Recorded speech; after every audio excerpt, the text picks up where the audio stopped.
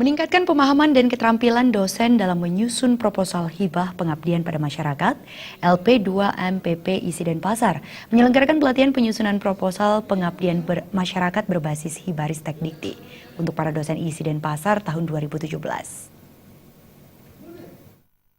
Pelatihan pembuatan proposal pengabdian pada masyarakat diikuti oleh 54 orang dosen Isi Denpasar, meliputi 27 orang dari Fakultas Seni Pertunjukan dan 27 orang dari Fakultas Seni Rupa dan Desain. Ketua Panitia Dr. Ida Ayu Trisnawati mengatakan, dalam rangka menuju visi misi Isi Denpasar menuju pusat unggulan dalam bidang seni budaya yang berbasis kearifan lokal dan berwawasan universal, pengabdian masyarakat sebagai salah satu dari bagian Tridharma perguruan tinggi perlu ditingkatkan baik secara kuantitas maupun kualitas. Orientasi pengabdian masyarakat yang selama ini berbasis gaya perlu dikembangkan dengan mengacu pada format pengabdian sesuai dengan skim yang tersedia di DP2M.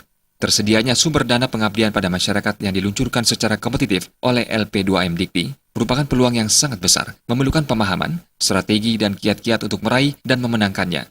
Dr. Ida Ayu Trisnawati menambahkan, perubahan informasi terkait panduan penyusunan proposal dari panduan 9, 10, dan 11 memerlukan kejelasan dan pemahaman baru. Diharapkan dengan pelatihan ini, pemahaman dan keterampilan dosen dalam menyusun proposal hibah pengabdian pada masyarakat dapat ditingkatkan.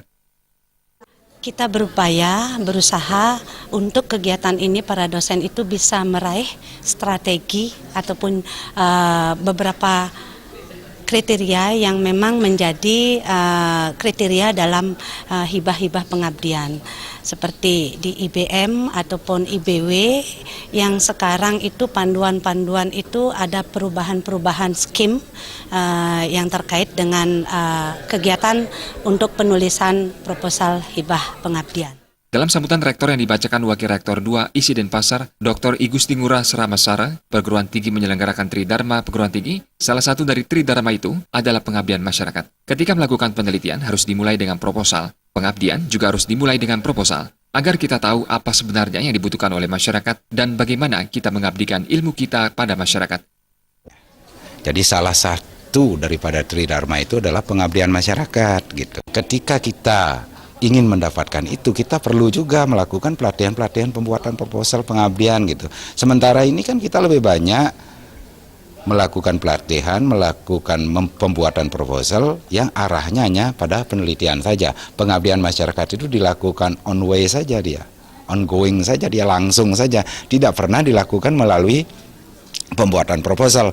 Nah inilah perlu kita rintis, mungkin di perguruan tinggi lain sudah dilakukan, kita langsung mengabdi tanpa pernah melakukan melalui proposal. Jadi itu yang kita butuhkan nanti supaya teman-teman itu bisa mengajukan proposal pengabdian gitu. Jadi output daripada kegiatan ini supaya kita mendapatkan proposal pengabdian lah nanti lebih banyak gitu. Pelatihan yang berlangsung 2 hari dihadiri 2 narasumber, Dr. Ketut Witnyada dari Universitas Mahasaraswati dan Dr. Ketut Sardiana dari Universitas Udayana. Saputra Bali TV.